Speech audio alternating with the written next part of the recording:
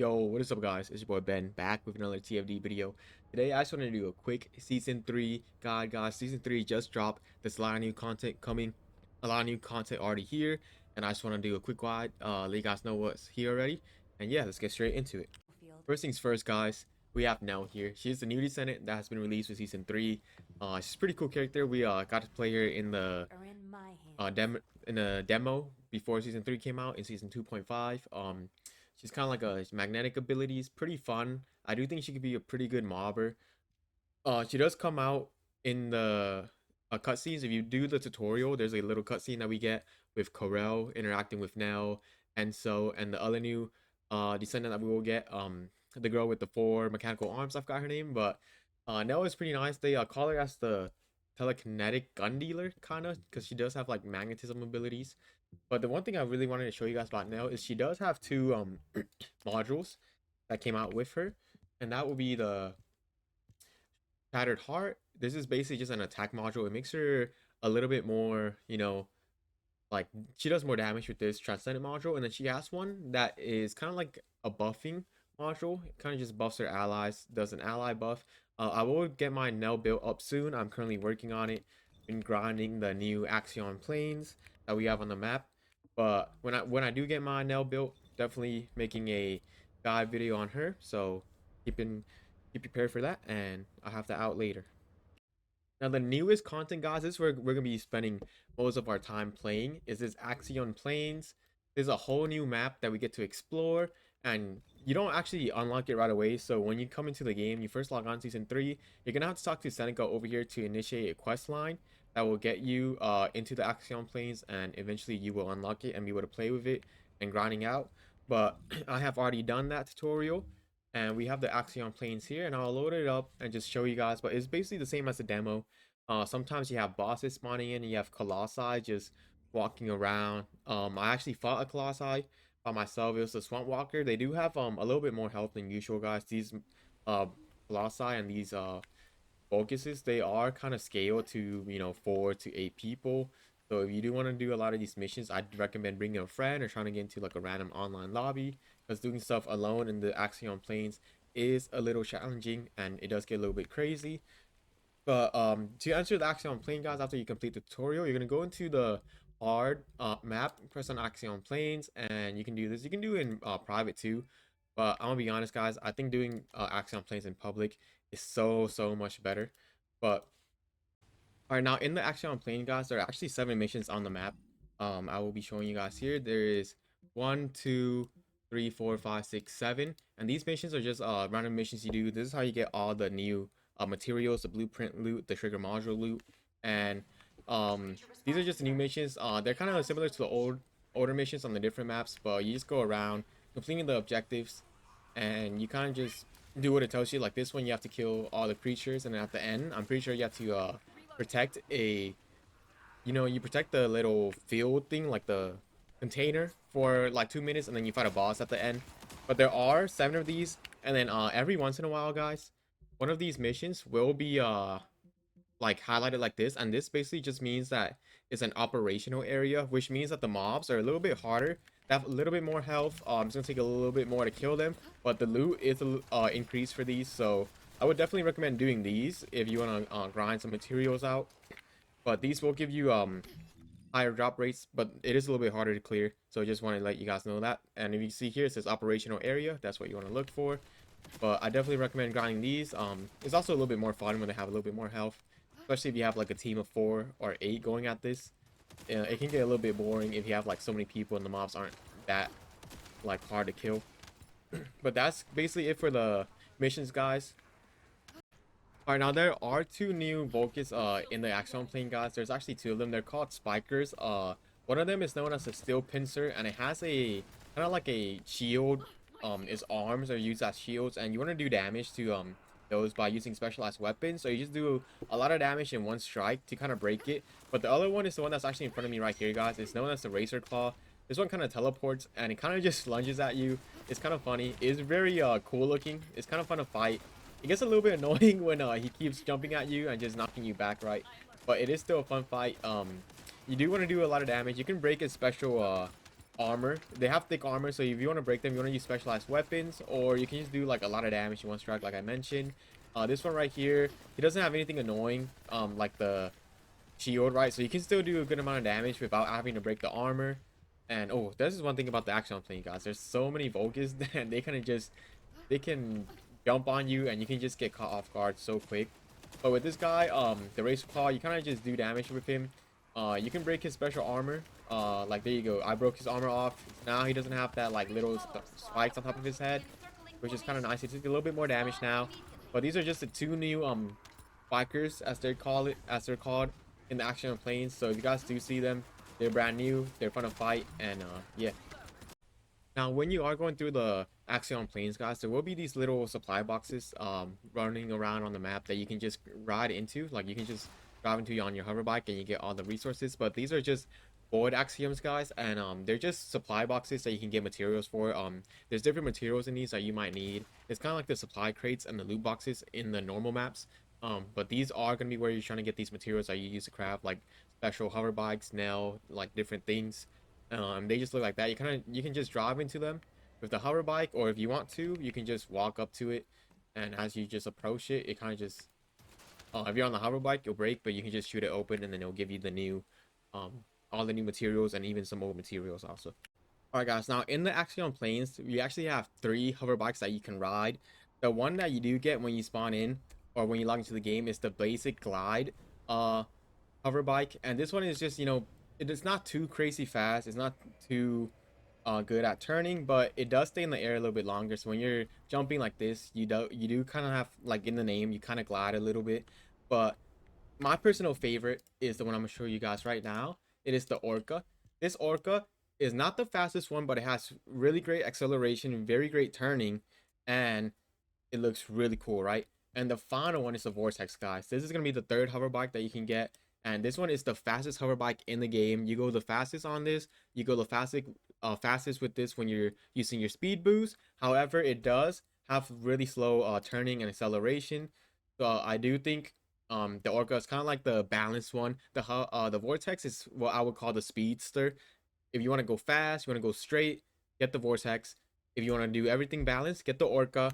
And if you don't want to grind them, the game gives you the basic hover bike, just, you know, for general purpose that you can just drive around and just use as, you know, if you don't want to grind any other things. But I definitely think you guys should grind the Orca, because around the map you do have the time trials that I mentioned, and you can get up to 6 catalysts, guys. You can get 6 free crystallization catalysts from doing these time trials. So I definitely think you should grind for either the Orca or the Vortex to do these time trials. All right, guys, the next thing that is brand new, this is actually a brand new mechanic in the game, right? A brand new, whole new event, and that is the Wall Crasher, guys. This is a new boss, 8-person. This is a Colossi that will spawn in the middle of the Axion Plains, which is where I'm at right now. It's a pretty big area. This is an 8-person raid, guys. So this is a brand new mechanic, 8 people raid for a Colossi. It's gonna be pretty fun. But before he spawns in, if you look at the Axion Plains, it would just be normal, right? And it tells you the time. It takes about, I think, an hour after you get the dimensional breach stabilizing reading. It takes about like 30 to maybe an hour, I think, for him to spawn in. And he just spawns in the middle, and all you gotta do is just drive up to him and you can just fight him. If I can get a clip of me fighting him, then I'll include it. But he is just a new Colossi, basically. The battle, really, with him, you kind of just want to focus on dodging his skills and just keep doing damage. He does have a good amount of HP. I've seen a lot of people say that he doesn't have a lot of HP, but like, in my opinion, I think he has a good amount. Definitely if you have 8 people, I can see why they say you don't have a lot of HP. But if you go into random lobbies, not everybody's gonna have a crazy build, the meta build. So I think he's still gonna be pretty hard. Definitely bring your built, you know, Descendants into this. Definitely not something you want to just like keep out on and just wing, because he does have a lot of HP. He does do a lot of damage. So you just have to focus on dodging his powerful skills. And the battle, like, even no matter the party of the size, this guy's gonna be hard to fight, guys. So even if you have 8 people, don't just come in with like a level 1 Vobby, because it's not something you can just, you know, solo or rely on other people to carry you through. All right, guys, the next thing I did want to talk about is the new Void Abyss boss, which is you can access it from here. The Void Abyss is called the Storm Hanger. This is an electric boss, guys, so don't bring like Bunny or Enos, right? Definitely don't think those builds will work in against this guy. But this is basically the Hanged Man. You know, he has the same weak points as the Hanged Man. But what you want to do for this fight, guys, is you just want to like avoid his damage. He does do more and more damage as his power accumulates, and then he like disperses like electrical energy, right? So you want to have your electric resistance very high for this guy. I definitely recommend bringing some, you know, like using an external components that have electric resistance on one of the substats. Definitely recommend that. But we're just gonna do a private intercept. I'm show you guys like how he looks. I don't have a build to beat him yet. I will be testing this guy out. Maybe see if I can do like a funny build for him. I don't really go into meta builds too much, so I want to see if I can maybe do like a funny Ajax build, funny Serena build maybe, and just see how it works. But I'm just show you guys the initial fight with this guy really quick, and just how he looks in game. This is one of the cooler looking Abyssal bosses in my opinion. I really like how he looked. I just like the Hanged Man in general. I love how they like hanging, you know, how they're hanging from like this little output here. Very cool in my opinion. But as you can see, we're not doing that much damage. Just a typical Abyss monster. So you definitely want to bring like a good build, you know, find a way or just wait for some people to drop some builds. But I think this is gonna be a fun fight. Definitely really interesting. But that's the new Abyssal boss, guys.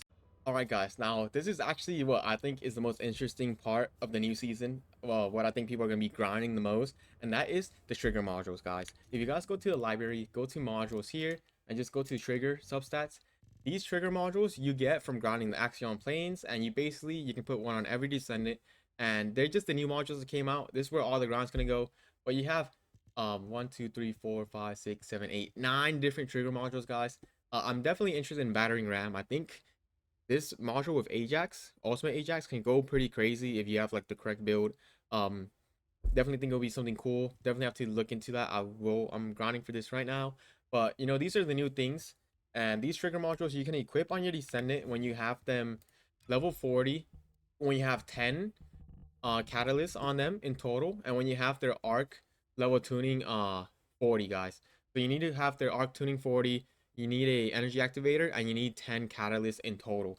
So this is a really late game item, so definitely don't start grinding these trigger modules until you can actually put them on, guys, because you're gonna be grinding for this just to realize you can't actually unlock and put it on your character. And I think that's just gonna be like really disappointing for you guys. So definitely grind those Sigma sectors, get your arc tuning level 40 before you start grinding for these modules, because I mean there's no point in grinding for something you can't use, right guys? But now the way to activate this is you will go to the palm hands over here where you actually level up your mastery rank, and what you want to do is unlock arc trigger. And when you have everything built and when you have this refined Axiom crystal built, all you have to do is press unlock and it will unlock that module slot and you can start using the trigger modules. All right, now the next new thing in this season, guys, is actually the introduction of 2 new ultimate weapons. So we have one ultimate weapon that is actually introduced in the battle pass, and that is going to be the launcher, which is called the Exterminator. This is the launcher in the demo, if you guys remember, that has the auto lock-on feature, and it does a lot of damage to the flying stuff and to the special spawn points in the Axion Plains. So I think this will be pretty useful. In my experience, those Axion Plains the supply ships and all the spawning eyes of the Volkis, they do have a lot of HP, so having something that can destroy them really quick can be pretty helpful. And then other ultimate weapon that came out in this season, guys, is actually called the Eraser, and this is the scope. This is the scout rifle that has a scope, right? It's pretty cool. I think it's fun to use. Definitely have to do a lot more testing with this, but it has a new unique ability. If you just check this out, every time you hit an enemy, you get analyzed, and it analyzed converts to degrade at max stats, and you basically just get more damage when you get the degrade. So you have to hit an enemy 25 times and then you start doing more firearm damage. So it's kind of like a bonus. Definitely think that something cool can happen with these guns. The Eraser does look fun. I just like rocket launchers that are cool, and I like how the Eraser works. You know, the Exterminator works. It has the, where is this at? Does it not show on this one right here? Well, it doesn't show here, but we can just look into the battle pass really quick. So if you look at the Exterminator, this is the gun. This is the one that has the auto aim. Very cool. The unique ability is just when you fire explosive rounds at the enemies you deal additional damage to special units. Which is cool, I guess. Is really fun. I don't think you'll be able to use it for like mainly mobbing, but something really interesting that I would look forward to. And those are your new guns for the season, guys. All right, guys. Now there is one more thing content-wise, that they added to the game, and that is the new external component sets. If you go to the library and look at the external components, they added the ballistic tracker, dimensional destroyer, and the circulation. We'll start off with the ballistic tracker first, guys. This is just a weak point set. You do more weak point damage, and when you hit a weak point with your firearm, you get one stack of trajectory analysis, and this just does more ricochet damage. So if you use this on like Serena with her 4, this will probably go really crazy. You'll be doing so much damage, just be ricocheting. It's kind of like think of the Malevolent, but it'll be on every gun basically. And the next one is the Dimension Destroyer. Now there's actually no effect for the 2 set. It's actually a 4 set only, and this is just when you have all 4 external components on, you spawn in basically this crash to self. So the wall crasher, if you guys ever fought him, he has this one thing that he spawns crash into you. And if you have all 4 of these external components, when you're hitting enemies with your weapon or with a skill, the wall crasher's attack will fall on the enemies too, and it does 69.6% of your skill power as additional damage. And it's nothing crazy, but it is good extra damage to have. So definitely sounds very interesting and something I would definitely look into and maybe make a separate video for it. And the last one, this is actually called the circulation auxiliary. This is more of like a survivability external component, guys. You just get more max MP, and then when you're healing an ally or healing yourself, you get tolerance, and this just increases your heal modifier and your skill cost. It's a nice external component to have. I definitely can see this being good on somebody like Ajax. Let's say if you just want to use your skills to heal your friends, or maybe even Luna, something like that. I don't know if I'll be using this myself personally, but it is nice to have external components that you can use for any build. But that is all for the external component, guys. All right, guys. Now there is one final new thing they added into season 3, and that is the new NieR Automata collaboration skins, guys. I don't know about you guys, but these skins are actually pretty nice. I definitely will purchase these skins when I top up my caliber. But you have the Type B uniform. This is the skin that most games will do when they do the collaboration. And then you have the other uniform, which is just without the skirt. And then you have the um Type A number 2 uniform. You have the normal one, and then you have the damaged one. So very cool collaborations. They even have melee weapons that you can mount on your back. Now these look very cool. Definitely want to get this bundle so I can get the melee weapons also. But definitely like this. And one final thing in this new season, guys, they have the racing suit bundles. Very cool. I think this might be like one of the coolest collaborations and bundles in the game. Definitely look into this, guys. Very dope. And that's gonna be it for the video, guys. That's everything brand new in season 3. Definitely go explore the Axion Plains. Go look at this stuff by yourself. It's so much fun, guys. Definitely get into it. And I just want to let you know, if you guys haven't played this game before, it is free. There's gonna be a download link in the description. And if you guys want to learn more about DFD, definitely consider going to their website, the first Descendant. You can find all their patch notes and all their events, Twitch drops, everything. But that's gonna be it for the video, guys. If you did like the video, consider hitting that like button, the subscribe button, and I'll see you guys next time. Peace.